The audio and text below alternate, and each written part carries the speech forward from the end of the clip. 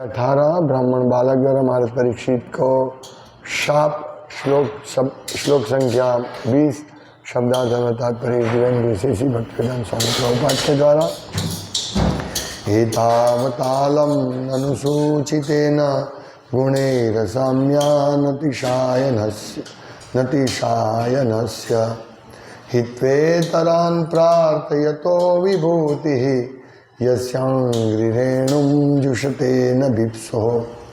शब्दार्थ एतावता इतनी दूर तक अलम अनावश्यक ननु यदि तनिक भी हो तो सुचितेन वर्णन से गुणों से असाम्य अमाप्य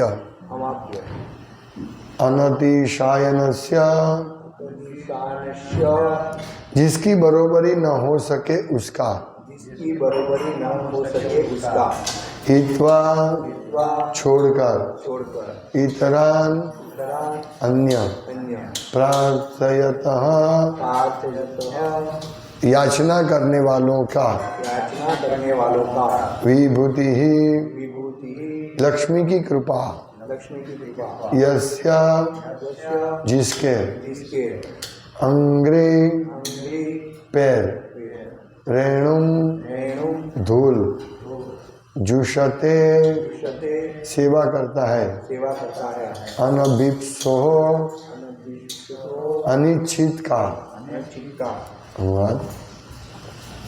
अब यह निश्चित हो गया है कि वे यानी भगवान अनंत है और उनके तुल्य कोई भी नहीं है। फलस्वरूप उनके विषय में कोई भी पर्याप्त रूप से कह नहीं सकता।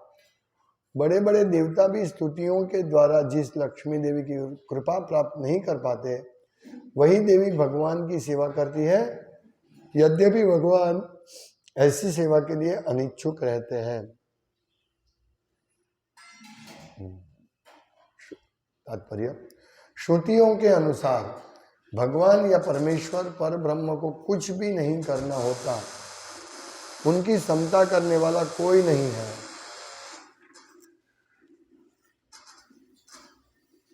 नहीं उनसे कोई बढ़कर है। उनकी अनंत शक्तियां हैं और उनका हर कार्य अपने सहज तथा सम्यक रूप में नियमानुसार होता रहता है। इस प्रकार भगवान अपने आप में परिपूर्ण है।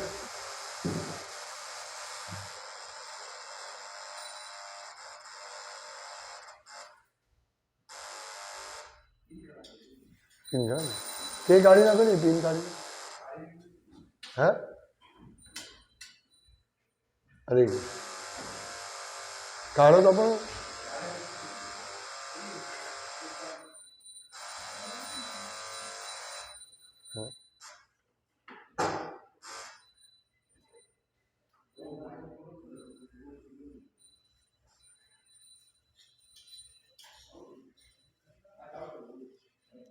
उनकी अनंत शक्तियां हैं और उनका हर कार्य अपने सहज तथा सम्यक रूप में नियमानुसार होता रहता है।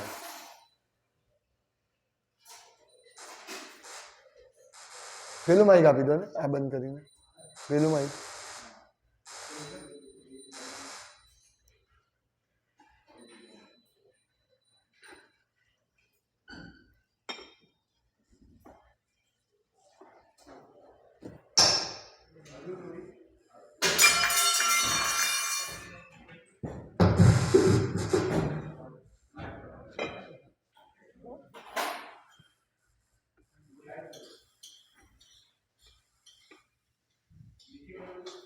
नहीं टाइट रखो तो कौन करेगा। इतना टाइट मत करो, थोड़ा हल्का रखो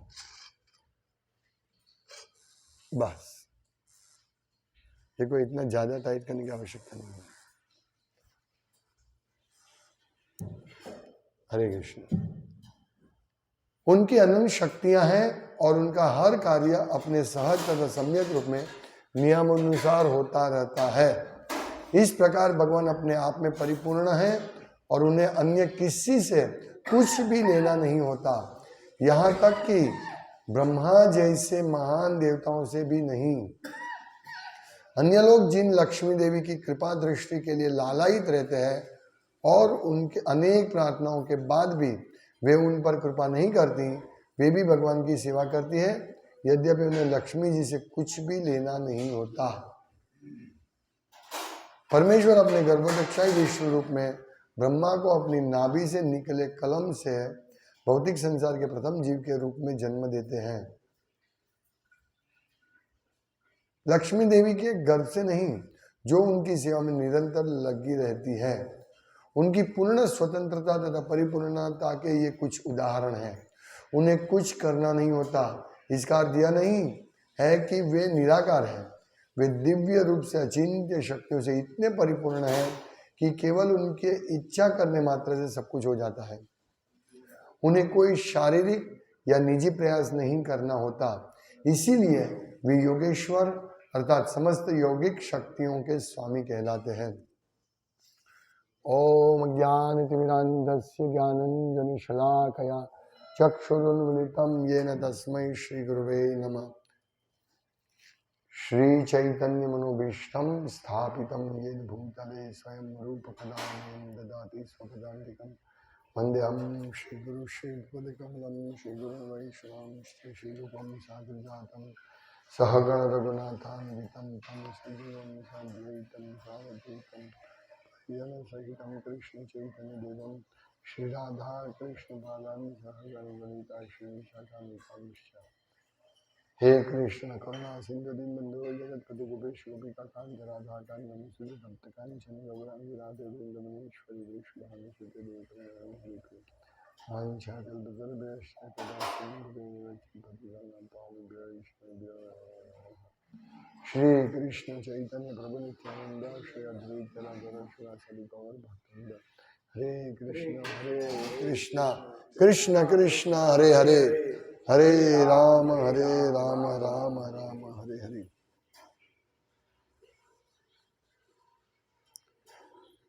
तो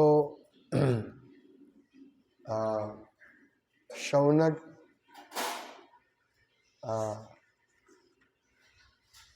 सूत गोस्वामी कहते हैं, भगवान की यहाँ प्रशंसा कर रहे हैं कि ये निश्चित हो गया कि भगवान अनंत है और उनके तुल्य कोई नहीं है। ये एग्जाम्पल उन्होंने दिया ना, परीक्षित महाराज के कैसा रक्षण किया भगवान ने। ऐसा कौन कर सकता है? अनंत, कहीं पे भी कुछ भी कर सकते, उनकी शक्ति अनंत है। नहीं तो ब्रह्मास्त्र को इसके निरस्त करना, इसको फेल करना, किसका कौन कर सकता है? कोई नहीं।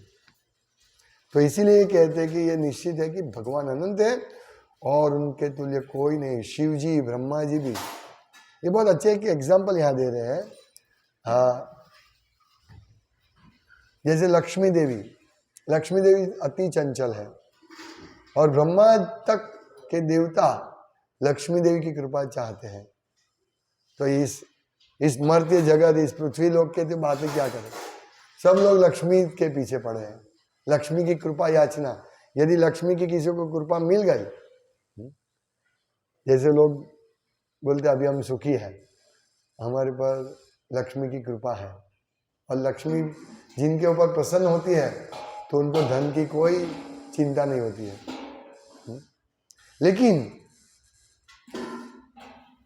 जिस लक्ष्मी देवी की कृपा बड़े बड़े देवता भी प्राप्त नहीं कर सकते, वो लक्ष्मी देवी भगवान कृष्ण की सेवा करने के लिए सदैव तत्पर है और वो करती है सदैव सेवा। लक्ष्मी का एक नाम है चंचला। लक्ष्मी देवी किसी के पास भी ज्यादा नहीं रहते, चंचला है।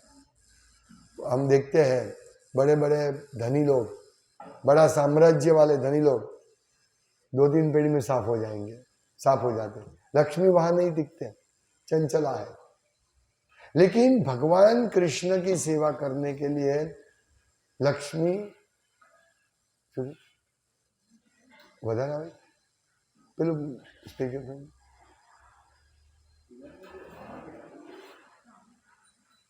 इन्हें हम फेरी दो प्रभु हमारा। तो वही लक्ष्मी की सेवा करने के लिए, वही लक्ष्मी कृष्ण की सेवा करने के लिए आतुर है। सोचिए। और ऐसा भी नहीं है कि भगवान को सेवा चाहिए। ये महत्वपूर्ण पॉइंट क्या है कि यद्यपि भगवान ऐसी सेवा के लिए अनिच्छुक रहते हैं, भगवान को इच्छा नहीं कि लक्ष्मी उनकी सेवा करे। ये बात से हमें समझना है कि हम लोग जो भी दान देते हैं भगवान की सेवा में, तो दान भगवान को आवश्यक नहीं है। दान भगवान को आवश्यकता नहीं। कल एक व्यक्ति मुझे बताया कि आप इस्कॉन को दान की क्या आवश्यकता है, इस्कॉन तो बहुत धन है। यस है, इस्कॉन को ना तो इस्कॉन का आवश्यकता है ना कृष्ण की दान की आवश्यकता है, क्योंकि कृष्ण को तो वो तो परिपूर्ण है सब चीज में। उनकी शक्तियां इतनी विविध शक्तियां है कि उनको कोई बाह्य आवश्यकता नहीं है। लक्ष्मी की कोई आवश्यकता नहीं कृष्ण को। बिना लक्ष्मी को ही कृष्ण ने अपने गर्भोदक्षाई रूप में अपनी नाभि से कमल प्रकट किया और कमल की टोच पे ब्रह्मा जी को प्रकट किया। उनको लक्ष्मी देवी की आवश्यकता नहीं थी कृष्ण को। सोचिए। तो लक्ष्मी की, धन की कृष्ण को कोई आवश्यकता, वो षड ऐश्वर्य पूर्ण है, परिपूर्ण है, तो उनको लक्ष्मी की आवश्यकता नहीं है। लेकिन ना तो कृष्ण के भक्तों को, वो भी नहीं, कृष्ण लक्ष्मी की इच्छा नहीं करते हैं। लेकिन क्योंकि वो भगवान कृष्ण की भक्ति करते हैं और कृष्ण के साथ लक्ष्मी हमेशा रहते हैं, इसीलिए कृष्ण के भक्त को कोई तकलीफ नहीं आती है। हालांकि वो इच्छा नहीं करते कि लक्ष्मी उनकी सेवा करें, वो सिर्फ नारायण की सेवा करना चाहते। कृष्ण के भक्त, शुद्ध भक्त सिर्फ नारायण की सेवा करना चाहते और बाकी सब कुछ अपने आप हो जाता है। तो यही इसमें है कि जिस लक्ष्मी देवी की कृपा प्राप्त बड़े बड़े लोग भी नहीं कर सकते हैं, वही देवी भगवान की सेवा करती है, यद्यपि भगवान ऐसी सेवा के लिए अनिच्छुक रहते हैं।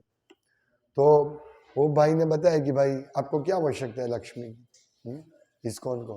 यस, इस्कॉन को कोई आवश्यकता नहीं है, ना ही भगवान को आवश्यकता है। लेकिन जो जीव आप लोग हैं, आप लोग इस भौतिक जगत में फंस गए हैं, तो आपकी लक्ष्मी सेवा भगवान की सेवा में उपयोग करने के लिए आपके पास आते हैं। आप ऐसा मत समझिए, आपके ऊपर उपकार करने के लिए हम आते हैं। भक्त जब प्रचार करने जाता है तो किसके लिए? भिक्षुक थोड़ी है। वो प्रचार करके लोगों का कल्याण करने के इच्छुक है, वही प्रयास है उसका। सब कुछ छोड़ के भक्त भगवान के प्रयास में लग जाते हैं। कल कितने भक्त, संडे था तो सुबह से रात तक भगवान की सेवा के लिए मेहनत किया, प्रयास किया।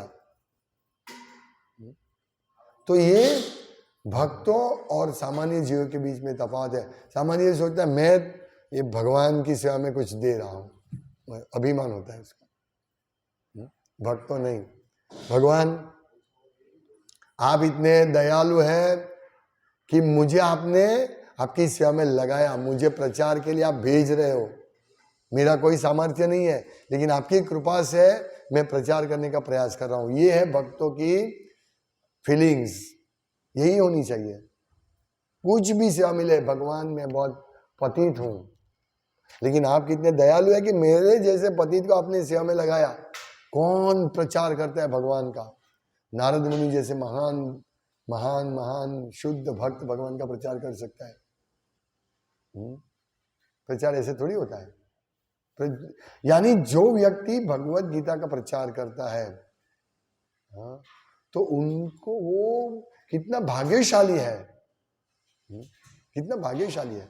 वो भगवान पे उपकार नहीं कर रहा है, एक रूप से भगवान उसको उपकार मानते अपने पर। भगवान इतने दयालु है, इतने मधुर है कि वो अपने भक्तों की गई सेवा को बड़ी मानते हैं। हालांकि ये सेवा भगवान ही देते हैं, भगवान ही शक्ति देते हैं। यदि मेरे पास कोई व्यक्ति आके 1,00,000 रुपया दे जाए, कोई व्यक्ति मुझे दे जाए और वो 1,00,000 से मैं वो व्यक्ति का कुछ काम कर दूं, वही उसी के पैसे से मैं काम कर देता हूं, तो मुझे गर्व होगा, हाँ मैंने देखो इसका काम कर दिया? नहीं, क्योंकि उसने ही मुझे 1,00,000 रुपया दिया और मैंने 5 रुपये का उसका काम कर दिया, है ना। यदि कोई हमको 1,00,000 दे और मैं उस व्यक्ति का 5 रुपये का कुछ काम कर दूं, तो हम तो अभिमान करेंगे? नहीं भाई, उसका पैसा तो हमने काम किया। इसी प्रकार हम लोग यदि प्रचार करते हैं, हम भगवान की कोई सेवा करते हैं, तो भगवान ने कुछ दिया है, उसी से हम सेवा करते हैं। यदि हम ये अभिमान करें कि देखो मैं सेवा कर रहा हूं, तो वो गलत है।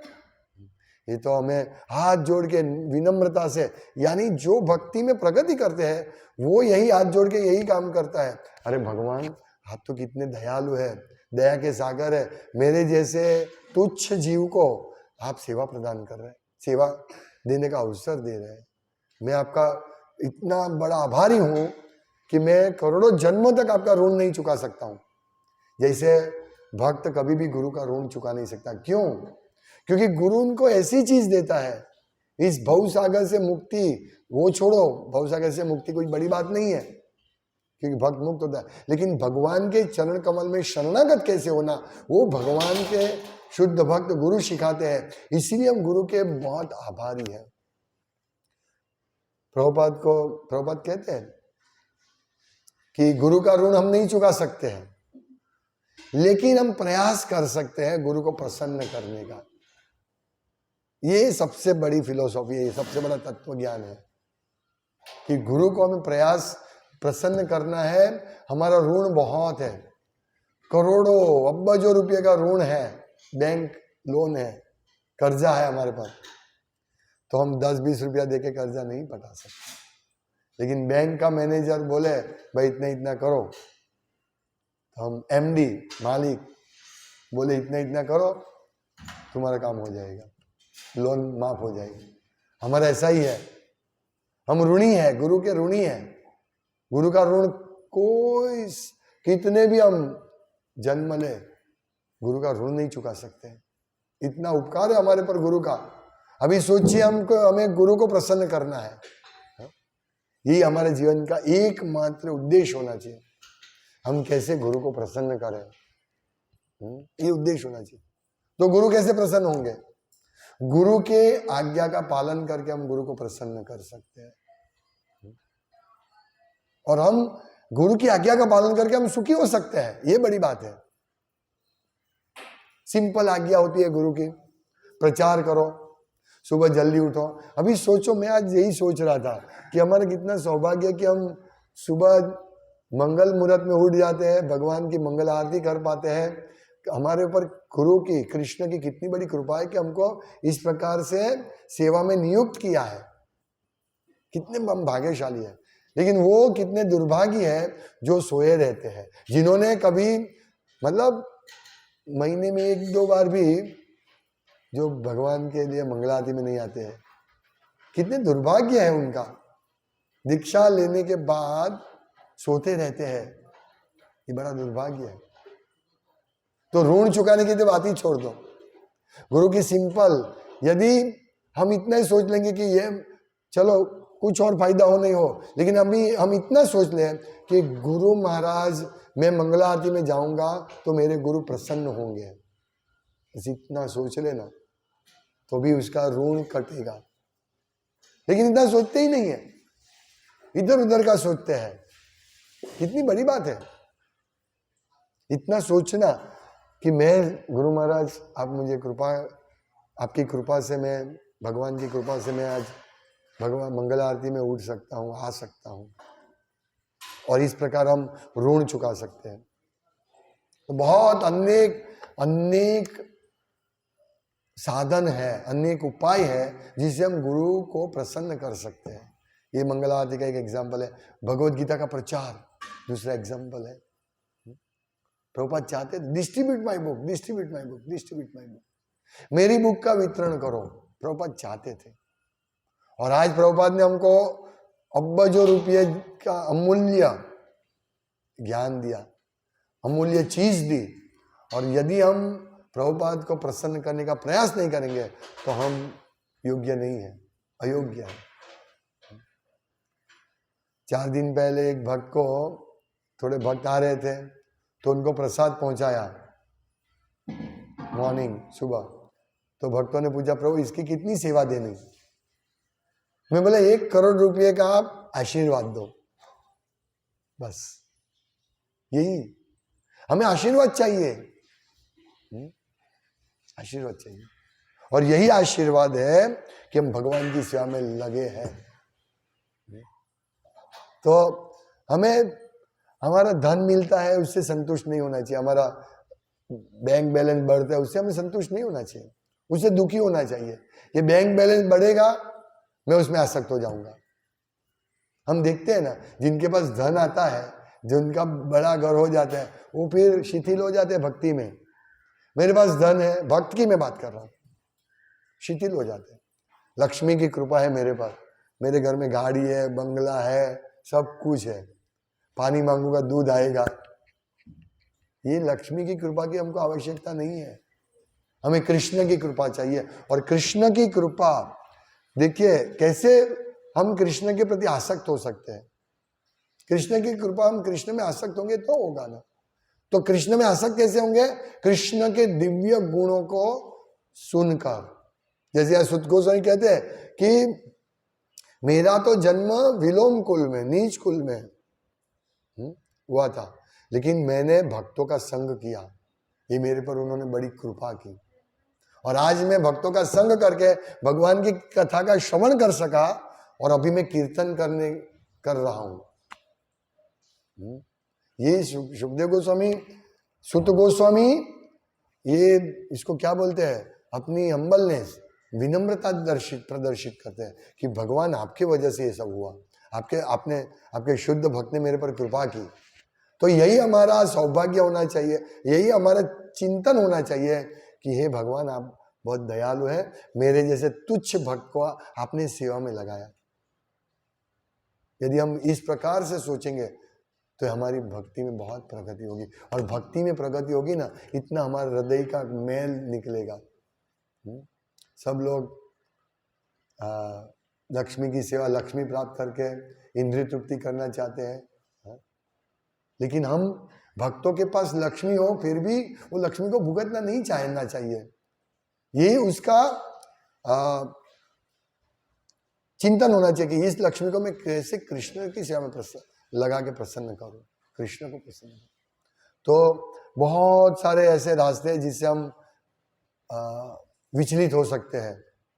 तो हम यदि भक्ति रेगुलर मंगल आरती करेंगे, रेगुलर भागवत कथा का श्रवण करेंगे, तो धीरे धीरे हमारा काम निकल जाएगा। काम जो है ना, बड़ा भारी है, बहुत भारी है।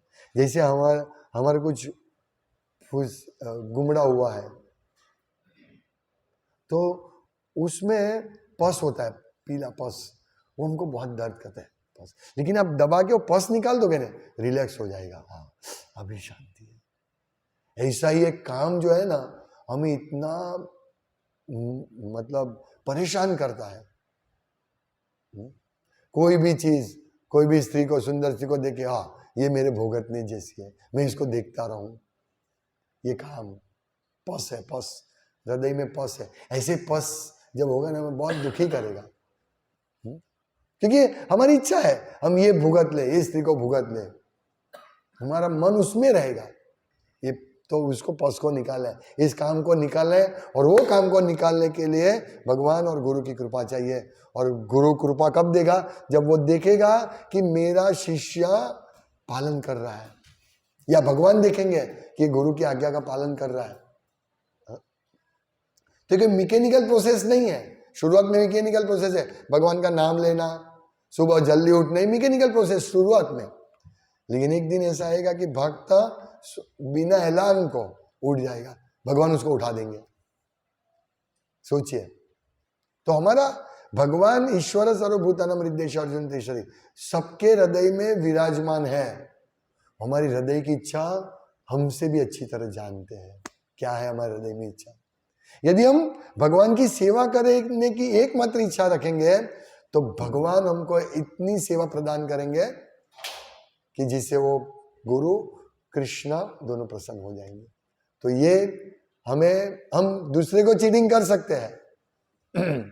मेरे हृदय में कुछ इच्छा है और मैं बाह्य रूप से नम्रता का दिखावा करूंगा, मैं बहुत नम्र हूं, लेकिन तुम्हारे हृदय में जो इच्छा है ना बुरा करने की, काम क्रोध लोभ है ना, वो भगवान से छिपी नहीं जाएगी। और भगवान उसी प्रकार से उसको सेवा में नियुक्त करेंगे। ये मैं भक्तों की बात कर रहा हूं। अब भक्तों को छोड़ ही दो, उनको तो भगवान की अनुभूति, ना तो भगवान की अनुभूति होती है, ना उनको लगता है कि मेरे हृदय में पस पड़ा है। हाँ, हम दुकान कल गए तो वहां दुकान में जो भी व्यक्ति है वो खड़ा रहता है 12-10 घंटा। सुबह 8 बजे से दुकान शुरू होती है, रात को 6-7 बजे पकड़ लो, 10 घंटा वो खड़ा रहता है। बीच में 15-20 मिनट बैठता है तो बैठता है। लेकिन जिनकी दुकान बहुत चलती है वो क्या सोचता है, देखो मैं कितना भाग्यशाली हूँ, पूरा दिन खड़ा रहता हूँ, पूरा दिन ग्राहक को देता हूँ और मैं कितना प्रॉफिट निकालता हूँ। वैसे सोचते हैं दुकान वाले। देखो 1 मिनट का भाई टाइम नहीं है मेरे पास। 10 घंटा खड़ा रहता है, वो भूल जाता है कितनी मेहनत करता है, पैर दर्द करता है। वो इतना मेहनत किसके लिए करता है? सुखी होने के लिए। लेकिन वो सुखी होगा नहीं, क्योंकि वो माया की सेवा कर रहा है। नहीं, मेरे पास टाइम नहीं भगवान के सेवा करने का, भगवत गीता पढ़ने का टाइम नहीं है, तो उसका दुर्भाग्य है। वो सोचता है मैं जो काम कर रहा हूं वही सर्वश्रेष्ठ है, उससे ऊपर कोई, भगवान को तो भजने की कोई आवश्यकता ही नहीं है। मैं कितना मेरे ग्राहक है, मैं हर रोज का 10,000 रुपया कमाता हूं, क्या जरूरत है भगवान की सेवा करने की? तो इसको कृपा कैसे मिलेगी? क्योंकि उसको लक्ष्मी की कृपा चाहता है वो। यहां लिखा है, प्रभुपाद भी बहुत सुंदर बता रहे हैं कि अन्य लोग जिन लक्ष्मी देवी की कृपा दृष्टि के लिए लालायित रहते हैं और अनेक प्रार्थनाओं के बाद भी वे उन पर कृपा नहीं करती, उनके ऊपर लक्ष्मी की कृपा नहीं होती, माया की कृपा होती है, माया देवी जो लक्ष्मी करती। और यहां लिखते हैं कि उनके ऊपर कृपा नहीं करती, वे लक्ष्मी देवी भी भगवान की सेवा करती है, यद्यपि लक्ष्मी जी से कृष्ण को कुछ भी लेना नहीं होता। प्रभुपाद ले लेते। तो कृष्ण के भक्त भी कृष्ण जैसे, हम कृष्ण को प्रसन्न करेंगे, हमें लक्ष्मी जो भी मिलेगी हम उससे कृष्ण की ही सेवा करेंगे। नहीं कि हमारा जीवन और इंद्रिय तृप्ति के लिए और आरामदायक बनाने के लिए भक्त नहीं कार्य करता है। चलो मुझे बहुत धन मिला है, चलो मैं अपने पहले बैंक बैलेंस बढ़ाऊं और खूब मौज कर लो, खाओ पियो मौज कर लो। नहीं, धन मिला है, जाओ कृष्ण की सेवा में लगाओ, यही बात है। तो ही हमारा परम कल्याण होगा। तो क्यों ऐसा करना चाहिए? नहीं, यह लिखा है वे अनंत है, भगवान अनंत है। हमें ये उनके गुण को समझना है। अनंत है, उनके समान कोई नहीं है। मत्तः परतम नान्ये किंचिद अस्ति धनंजय। जब भगवान ने अर्जुन को भगवान ने कहा कि मेरे से श्रेष्ठ कोई नहीं है, किंचिद अस्ति धनंजय, कोई नहीं है धनंजय, ये धन के विजेता, सोचो। और जब भगवान ने अपना विश्व रूप दिखाया तो अर्जुन देख रहा है कि भगवान आपके मुंह, आपके हाथ पैर अनंत है और आपका रूप अनंत है। अभी अनंत का दर्शन कैसे हो सका अर्जुन को? कैसे देख सके वो अनंत को? अर्जुन नहीं गिन सकते। उनके बाहु, उनके जो बाहु के आभूषण अनंत थे, इसीलिए भगवान का नाम अनंत है। और यहां यही बात कर रहे हैं कि भगवान जो है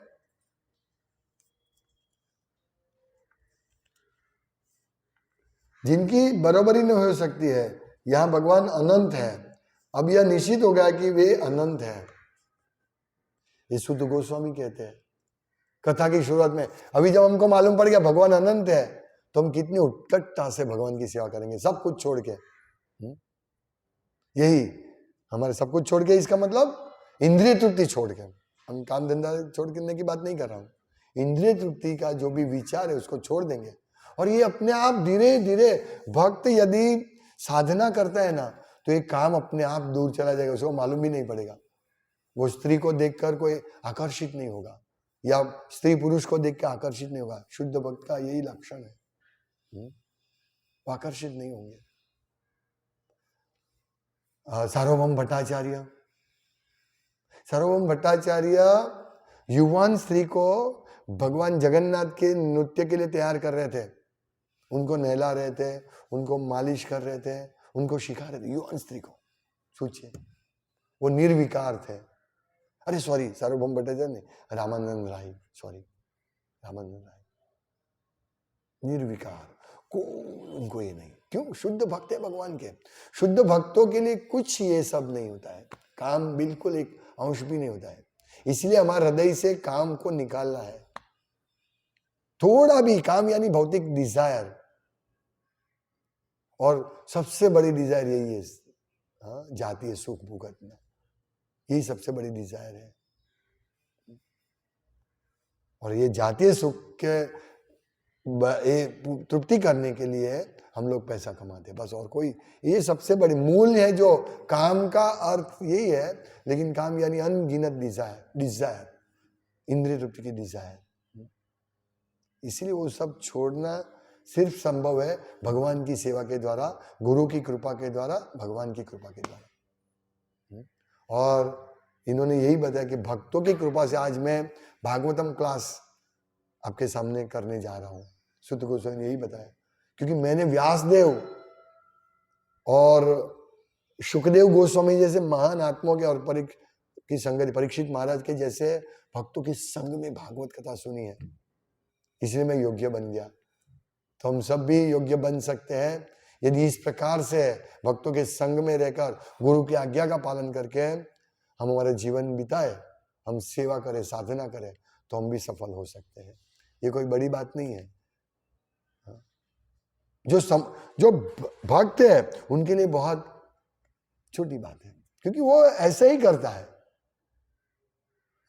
लेकिन जो भक्ति नवोदित भक्त है उनके लिए बहुत डिफिकल्ट है। सबसे पहले वो सोचता है कि मेरे पास धन है, मैं अपने लिए वापरूंगा, थोड़ा भगवान की सेवा में दूंगा। पहला पॉइंट वहां। फिर वो गुरु के आदेश को, ठीक है, गुरु महाराज बोलते हैं, मेरा रात को मैं 10-11 बजे सोता हूं, तो कैसे मैं मंगल आरती में उठ सकता हूं? वो दलील करेगा, वो शरणागत नहीं है। जो शरणागत नहीं मंगल आरती नहीं करेगा। जब हमारे जॉब पे, हमारे बिजनेस पे 9 बजे पहुंचना है, तो हम 9 में 5 बजे पहुंच जाते हैं कि नहीं? बिजनेस में कोई ऐसा व्यक्ति है?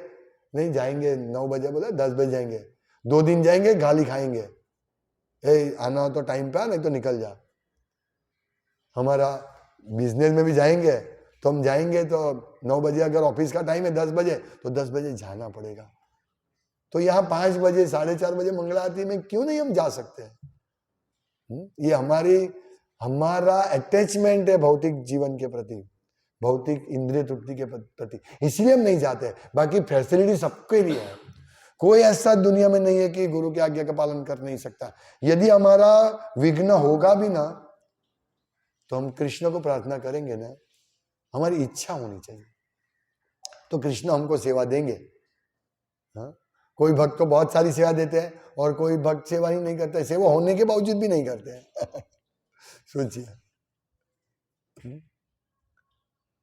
हम प्रसाद लेने बैठते हैं, तो देखिए, जो भक्त है उत्साह से प्रसाद डिस्ट्रीब्यूट करते हैं, जो सालों से पहली लाइन में बैठ जाना, फिर उठ जाना, कोई सेवा नहीं करने का।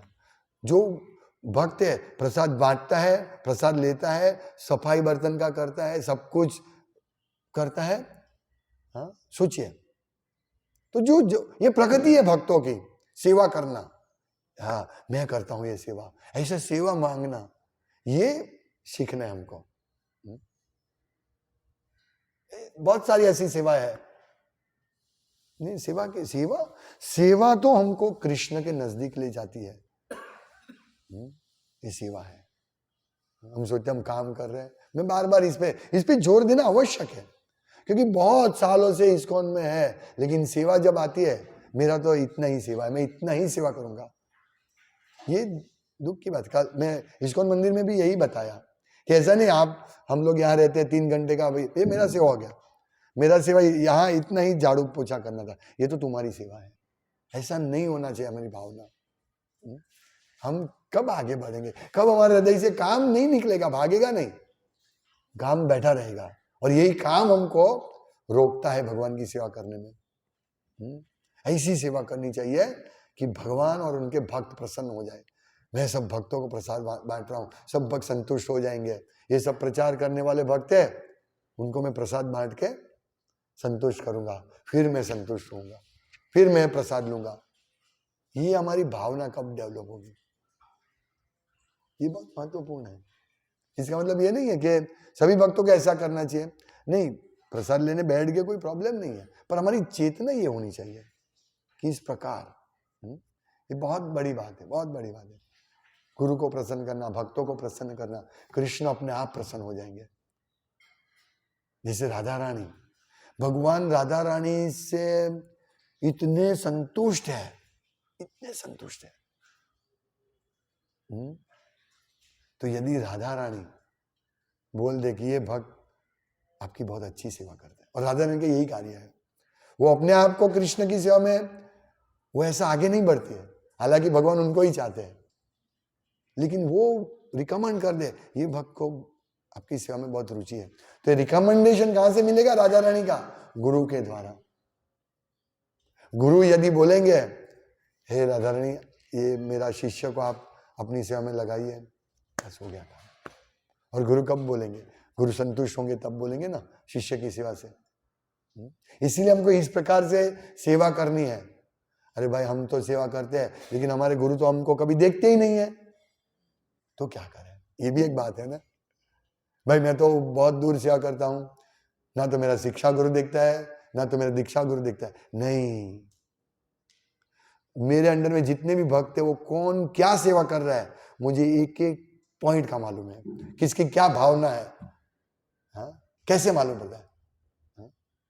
भगवान की कृपा से तुरंत मालूम पड़ जाएगा इसके मन में क्या भावना है, ये इसकी सेवा करने की कितनी रुचि है सब। तो देखिए, मेरे जैसे एक छोटा आदमी जिसका कोई वैल्यू नहीं है, वो समझ सकता है, तो हमारे गुरु जो भगवान के अत्यंत निकट है, साक्षात धरित्वेन समस्त शास्त्री, सब उनको भगवान के तुल्य मानते हैं।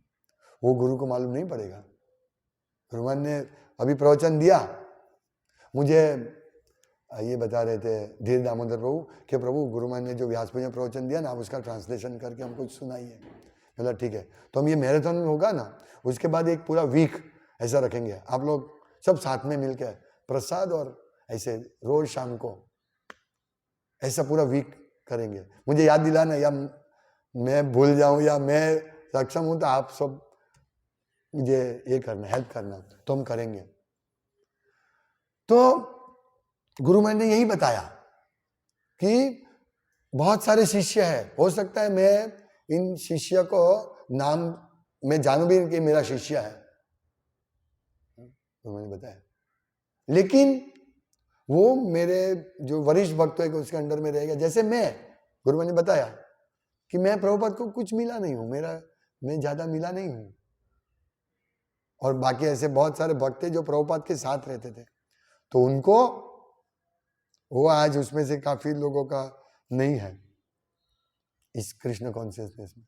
तो ये बात है, हमें समझना चाहिए। ऐसे गुरु को सब मालूम पड़ जाता है। हम दिखावा नहीं करना है, कोई भी सेवा का दिखावा नहीं करना है। देखो मैं सेवा कर रहा हूं। एक बार वृंदावन दास बहुत साल पहले बता रहे थे मुझे, बोला एक भक्त आता है ना, वो कड़ी के लिए लिमड़ा लेके आता था, तो ऐसा पूरा देखो मैं लिमड़ा लाया, लिमड़ा ऐसा। हालांकि ऐसा भी नहीं है कि हम लोगों को सब छुपा के करना है, ये अब प्रकट हो जाता है। जैसे भगवान कृष्ण गोपियों से अप्रकट नहीं रह सकते। जब रासलीला से अप्रकट हो गया भगवान, वहां से अदृश्य हो गए, पर गोपियों का इतना प्रेम था कि भगवान को प्रकट होना ही पड़ा। वो छुपे नहीं रह सकते, भगवान अपने भक्तों से कभी छुपे नहीं रह सकते। इसीलिए जब सनातन गोस्वामी रूप गोस्वामी भगवान के पास, भगवान सनातन गोस्वामी रूप गोस्वामी ने क्या प्रार्थना की? नमो महावदान्य, आप वही महावदान्य, आप भगवान के अवतार कृष्ण है, कृष्ण चैतन्य नामने गौर तुष्य नमो, आप वही चैतन्य महाप्रभु, आप कृष्ण ही है, छुपे नहीं रह सकते। फिर भगवान उसको, जब भगवान अवतारों का वर्णन कर रहे थे ना, शायद सनातन गोस्वामी को सब अवतार का वर्णन कर रहे थे, तब ये श्लोक आया तीसरा, हाँ, भागवतम का। तो ये बोला, पूछ रहे थे प्रश्न सनातन गोस्वामी, तो क्या बहुत होशियारी मत करो, हटा, मतलब आप भगवान हो वो बता रहे थे, तो उन्होंने बोला साइड पर कर दिया। ऐसे भगवान छिपना चाहते हैं, लेकिन भक्तों के द्वारा वो छिपे नहीं जा सकते। भगवान अजीत है, हाँ, पर वो छिपे नहीं जा सकते। भगवान भक्तों, अभक्तों के सामने कुछ न कर ले, अभक्तों के सामने भगवान नहीं प्रकट होते, लेकिन भक्त के सामने भगवान विवश हो जाते हैं। क्या गुण है भगवान का, विवश। यदि आप मुझे 1 लाख रुपए देंगे तो मैं विवश हो जाऊंगा, आप जो बोलेंगे मैं करने के लिए तैयार हो जाऊंगा। आप मुझे लाख देंगे तो विवशता, मेरी विवशता है। जब हमारा मालिक, हमारा सेठ बोलता है तुमको शार्प 8 बजे जॉब पे आना है, तो हम विवश हो जाते। क्यों? वो हर महीने हमको 20,000 पगार देता है। विवशता, ये विवशता बोलते हैं। तो कृष्ण को तो हम कोई पगार नहीं देते, कृष्ण भक्तों को विवश हो जाता है, जो तुम बोलेगे वो मैं करूंगा। ये गुण भगवान के देखो, हरे कृष्ण, अनंत अनंत है भगवान, भगवान के गुण अनंत है। ऐसे भगवान के गुण हैं, हम ऐसे भगवान से क्या चीटिंग करने चाहते हैं? भगवान के शुद्ध भक्तों को, गुरु को हम प्रसन्न नहीं करना चाहते, सब करना चाहेंगे, मूर्ख लोग नहीं प्रसन्न करना चाहेंगे। हरे कृष्णा। श्रीमद् भागवतम की जय, शिला प्रभुपाद की जय। पंचकल्पतरुभ्यश्च कृपा सिन्धुभ्येव च पतितानां पावनेभ्यो वैष्णवेभ्यो नमो नमः। दन्ते निधाय तृणकं पदयो निपत्यकृत्वा चकाकुशतमेतदहं भ्रमि। हे साधव सकले दूरा चैतन्य चन्द्र चन्द्र कुरुतां। हरे कृष्ण हरे कृष्ण कृष्ण कृष्ण हरे राम।